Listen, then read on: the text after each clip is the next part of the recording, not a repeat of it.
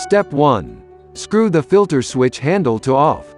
Open the drain valve and release the pressure in the pipe. Step 2. Place the wrench on the fixed collar. Make sure the handle fits into the lock ring slot, and unscrew the lock ring clockwise.